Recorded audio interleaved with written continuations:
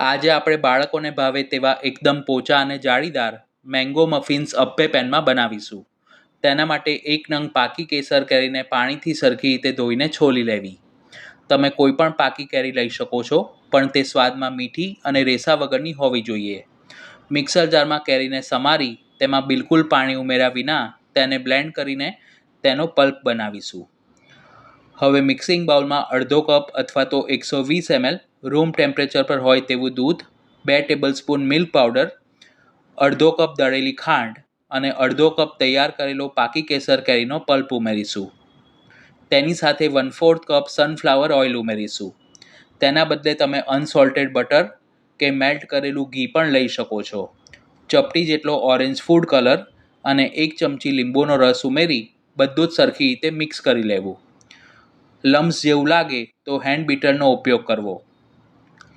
હવે ચાળણીમાં 1 કપ મેંદો, 1 teaspoon baking powder, 1/4 teaspoon baking soda અને 1/4 ટીસ્પૂન મીઠું ઉમેરી બધું જ સરખી રીતે ચાળી લઈશું. આ માપ પ્રમાણે 22થી 24 નંગ મફિન્સ તૈયાર થશે. હેન્ડ બીટર વડે મેંદાના બિલકુલ પણ ગાંઠા ન રહે તે રીતે મિક્સ કરી લેવું. આ રીતનું મધ્યમ ઘટ ખીરું તૈયાર થાય પછી તેને સિલિકોન સ્પેક્ચ્યુલા વડે 10થી 15 વખત મિક્સ કરીશું, જેથી તેમાં બિલકુલ એર બબલ ના રહે. હવે પ્રીહીટ કરેલા અપ્પે પેનમાં અડધે સુધી સમાય તેટલું ખીરું દરેક સ્લોટમાં ભરવું. અપ્પે પેનની નીચે એક નોનસ્ટિક તવી મૂકી રાખવી, જેથી ડાયરેક્ટ હીટ ન લાગે અને મફિન્સ બળી ના જાય. તેને ઢાંકીને ધીમીથી મધ્યમ આંચ પર 15 મિનિટ માટે થવા દઈશું. બાકીનું ખીરું બીજા અપ્પે પેનમાં આ જ રીતે ભરી તેને પણ ઢાંકીને 15 મિનિટ માટે થવા દેવું. બહુ હાઈ ફ્લેમ ન રાખવી, ધીમીથી મધ્યમ આંચ ઉપર જ થવા દેવું. 15 મિનિટ પછી ચેક કરીએ તો ઉપરની સરફેસ બિલકુલ ચોંટતી નથી અને નીચેથી પણ લાઇટ બ્રાઉન થઈ ગયા છે.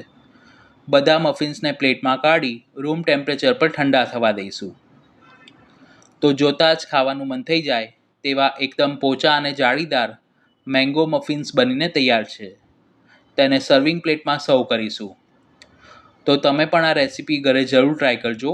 વિડીયો પસંદ આવી હોય તો તેને લાઇક અને શેર કરવાનું ન ભૂલશો. ચેનલ પર પહેલીવાર આવ્યા હો તો આવી ઉપયોગી રેસિપીઝ જોવા માટે તેને સબસ્ક્રાઇબ કરી બાજુમાં આપેલા બેલ આઇકોન પર ક્લિક કરજો.